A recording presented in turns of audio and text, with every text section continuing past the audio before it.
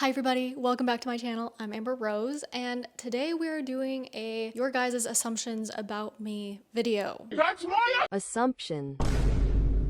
I did one of these a few years ago and everybody really liked it, and so I decided why not do another one. But really quick before we get started, I just want to say that today's video is sponsored by my Patreon. If you guys want to support what I do with this ministry, please consider becoming a Patreon supporter. On my Patreon, you will get early access to videos as well as ad-free, censor-free, and sometimes full-length videos. There are also a ton of other perks on there, so definitely go check it out. It's a great way to help support the ministry. I could not do this work without you guys, so thank you. And if you guys don't want to make a reoccurring donation and instead would prefer to make a one-time donation, that can be done on my website at thereligioushippie.com. Otherwise, please like, subscribe, and ring that notification bell. All right, now let's get started. It is very hot in the South today, and I am sweltering. So please excuse me if any beads of sweat form on my forehead because I am very hot right now. Andre said, "You are very good at piano." That would be my sister.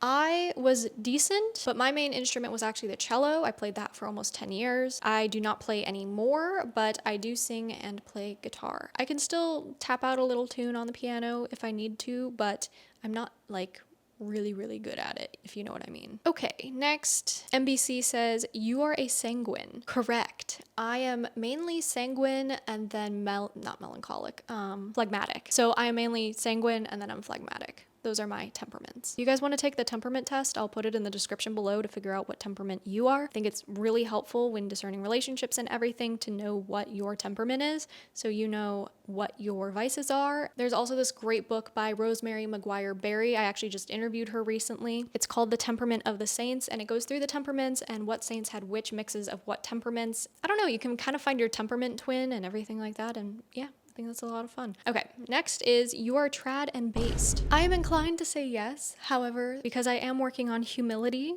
I can't always agree with the last part. I think a lot of the things that I say are considered based among the people who follow this ministry. But in reality, what I say is usually just what the church teaches, and my personal opinion is usually just the opinion of the church. So what's actually based is the Catholic Church, not necessarily me. And as for being trad, I think a lot of people get a negative vibe when they hear the word trad. They think of like a mad trad or somebody who's like borderline schismatic or something like that. Yeah, disgrace. Gone bad at such an early age? Where's your mom? Which I do go to the traditional Latin Mass. I do veil, etc. But I'm so tired of like labels. Like, can I be honest for a second? Drinking some tea before I spill the tea. Can we all just say that we're Catholic? I feel like labels to an extent divide us even further. Like, oh, she's a mad trad. Oh, he's a glad trad. Oh, they're a Novus Ordo person. Oh, they go here, they go there. I think distinguishing what mass you go to is important. Do you go to the Byzantine liturgy? Do you go to the Latin mass? Do you go, you know what I mean? But usually when people think of trad or they think of someone who goes to the Novus Ordo, at least people online, the first instinct they have is to say that the people in the Novus Ordo go to a guitar mass, when they could be going to a very reverent Novus Ordo that's celebrated ad orientem. And then when people hear, you know, mad trad, they automatically think that they're going to like, I don't know, a schismatic group or something like that. And in reality, they might just go to a humble parish that's kind of run down, needs a lot of work, but everybody there is very sweet and kind, etc. So while I do go to the traditional Latin Mass, I'm just Catholic. That was a rant. Not at you, obviously. It's just kind of something that's been bothering me for a while, and since you brought it up, I'm like, oh, this could be a good chance to address that. Okay, next one's from Carson, and he says, "You have or had a caffeine addiction?" No, actually. I think I might have played into being the coffee queen a little bit too much, because I don't think people realize that even though I do have like an espresso, or I do have black tea, or I have a cup of coffee or something like that, it's not excessive. I usually exaggerate the amount that I have when I make reels and things like that. I'm like, oh, it's my third coffee of the day, or you know, in my YouTube videos I think I said like give up your fifth coffee of the day or something like that. It's like I don't drink that much coffee. I usually have one espresso that my husband makes me, and then after that if I want some black tea I'll have some of that. But I've gone weeks without coffee and I have no withdrawal symptoms. I don't get headaches. I don't need coffee. I really love the smell of coffee, but there have even been some days where I just don't want coffee and I just want to smell it. And so my husband makes himself a cup and then I just sniff it for a while.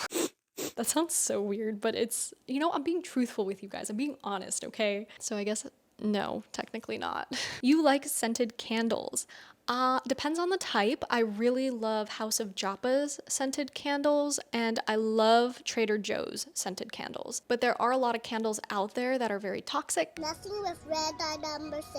And they will give me a headache. And so for that reason, we usually don't burn scented candles. We burn incense, and we have diffusers for essential oils and things like that. Not for the, medicinal benefits necessarily, but just because they smell good.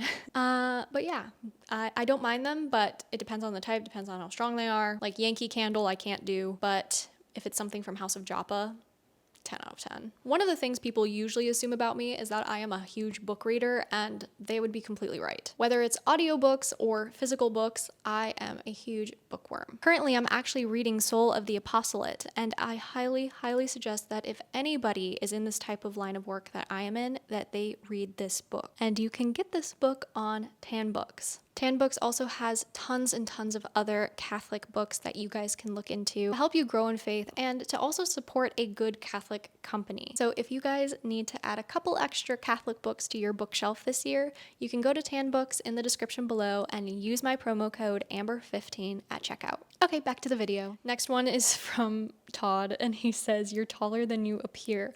I'm 5'6", and you have seen me in real life, okay? I think there are actually a lot of people who do think I'm taller because of my videos and because of the camera lens and everything and how distorted it is and everything. So I guess so. But yeah, I'm like 5'5", maybe 5'6", kind of area. I am small. Also, these are my St. Jude mugs. They're stoneware and they're awesome, and they hold a lot of tea, and if you would like one and you would like to support this ministry, you can find them on my donation center. Oh my gosh. Okay.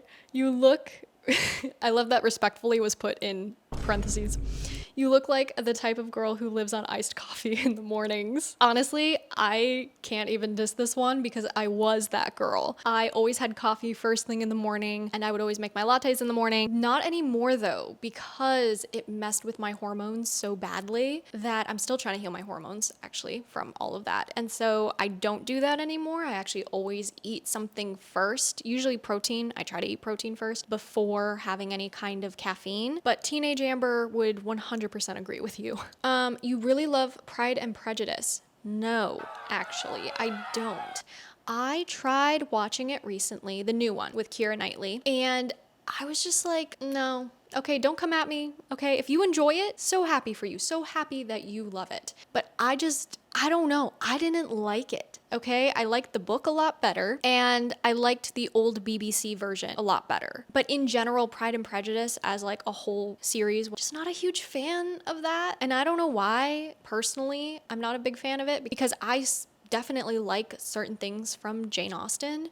But for some reason, Pride and Prejudice just never really hit it for me. I really, really liked Charlotte Bronte's Jane Eyre. I know that's a really popular one. Like everybody knows that book. For those who don't know, I'm dyslexic. I gave myself dyslexia when I was like 11 or 12 when I taught myself how to read and write. What up? I'm Jared, I'm 19, and I never fed a read.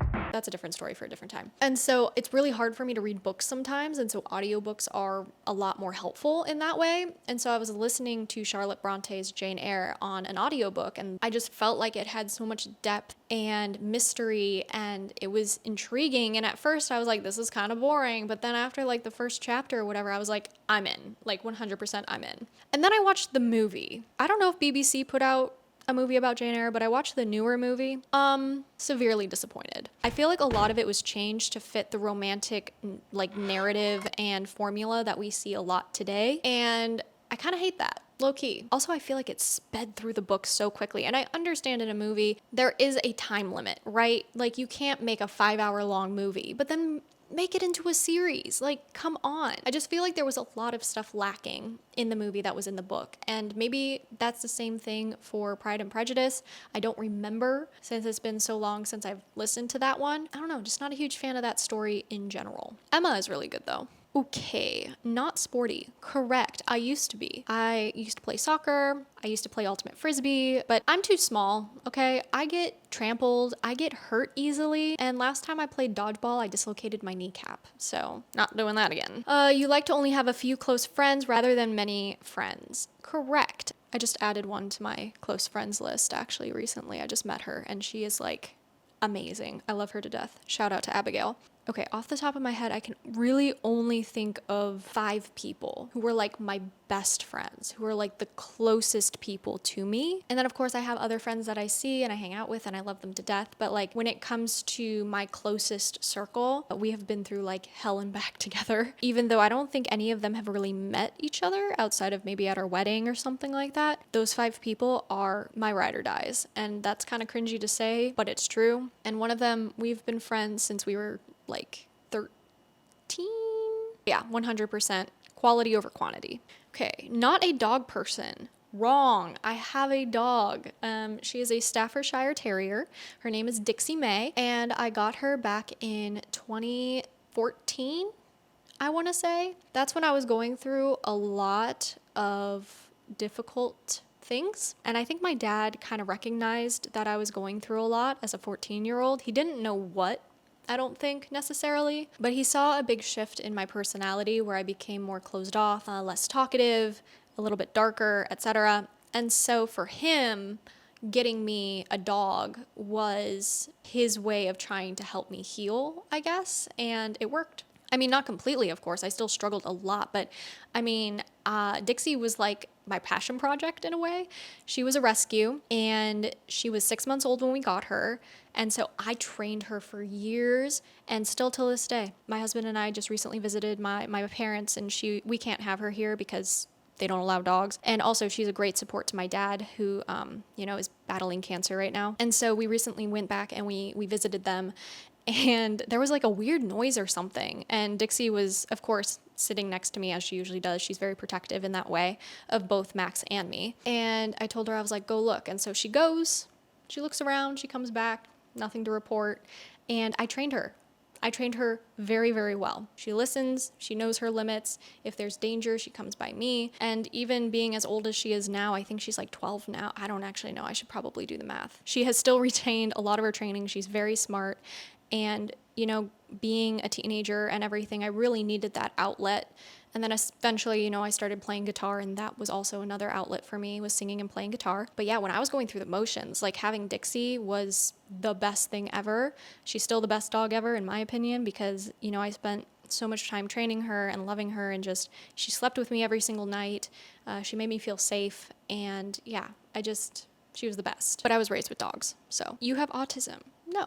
I actually do not have autism. You have crazy stories about your life. You said you were very outdoorsy as a kid. Yes, I've rappelled off 50-foot towers. I did wilderness survival twice. I've scuba dived. I did a lot of shooting, stuff like that. Off the top of my head, there was this time I was with my crew, which is kind of like co-ed Boy Scouts, and we went to Wisconsin and we went to this place called, I think it was called the Dells of St. Clair or something, or I don't know, something like that. And basically there were these really, really tall rocks. And you climbed up the rocks and you jumped down into this very narrow pool of water.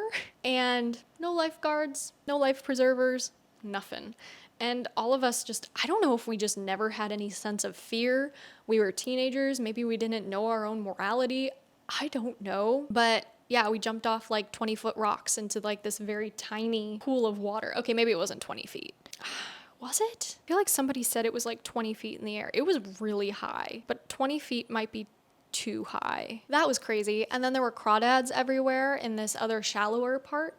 And I remember kind of like swimming over there, and then a crawdad bit my belly button and it really hurt. But yeah, I have some pretty crazy stories. I don't remember all of them off the top of my head right now. I'd have to go through some photos and kind of like remember them. But yeah, I did some crazy stuff. Oh, also to mention that 50-foot tower that I rappelled off of, tied the harness myself out of rope, so it was not like an actual harness. Okay, next. You don't have any cultural connection to the place where your family migrated from, and you don't speak the language or eat the food they ate before migrating to the US. So the genetics that I got were very German, Native American, and French. My sister got the Polish, German, and Irish genetics. It's kind of weird how genetics like split like that. But my father did raise us on a lot of Polish food, like Polish sausage, kolaczkis, punchkis, all of that stuff. Especially around Christmas time, we'd have potato pancakes.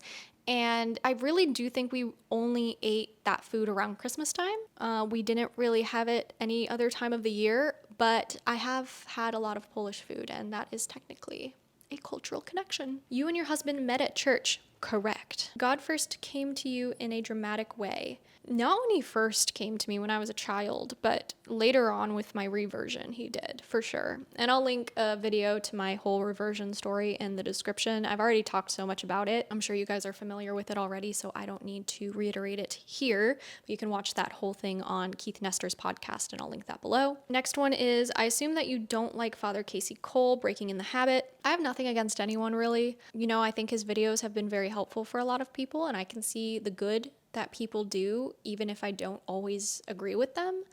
And yeah, I don't dislike him necessarily. I don't watch his videos. They're not really my thing. I know that he's helped a lot of people. And so yeah, I can recognize the good that people are doing without also agreeing with them on everything. Next one, I had the assumption you were raised in the faith and had a really good upbringing in Catholicism. True, until I fell away when I was 11 years old. You made your millions by remaining undefeated in the underground street fighting circuit. I feel like this is a reference to something, but I am very illiterate when it comes to cultural references. And so I'm sorry, but if somebody understands that reference, tell me what it is. Okay, and our last one is you're snobbish. Snobbish. I need to look up what the exact definition of that is because I have an idea of what it means. Okay, being or characteristic of a person who has an offensive air of superiority and tends to ignore or disdain anyone regarded as inferior. Okay, yeah, so it is basically what I thought. But genuinely, no, I don't look down on people. I think that, you know, we all have a past, myself included, and I don't think it's right to look down on people. But to be snobbish towards people, I feel like is very holier than thou. It's very unbecoming behavior of a Catholic in general. And while I definitely do struggle with pride, I think we all do to an extent. The litany of humility is phenomenal because Christ will humiliate you for your own good, of course. You know, he wants us to be sanctified. And so through that, he will humiliate us. But I would say if you were to meet me in person, or if you talk to anyone who has met me in person, nobody would call me a snob. Okay, there's probably going to be like at least one person, but like they'd probably only say that after watching this video. So, okay guys, that is all I have for you guys in today's video. I hope you guys enjoyed. Thank you so much to my patrons for making this video happen, and I'll talk to you guys in the next video. Bye! Huge thank you to my Jude crew over on my Patreon for making this video happen. I could not do this work without you guys. I would specifically like to thank Jude Crew Plus. And I would personally like to thank Brian Cootie, Roger Davis, Rubes Good Brain Coffee, Darren Giusetti, Dan Nunn, Sabrina, James Bell, Father Carr, George Gregory, Oliver Waite, Andrew Plowski, Alex R., James, Veronica Beck, Connor, Geraldi Guzman, Kevin Ashbrook, Michael, Paul Donovan, Christopher Woodside, Michael Martin, DJ Hawk, and Jason Sager. Thank you so much, you guys. I am so sorry that this video is jank. We are literally leaving tomorrow, and I am just like scrambling to get everything done. So I appreciate you guys, and I will talk to you guys in the next video. Bye!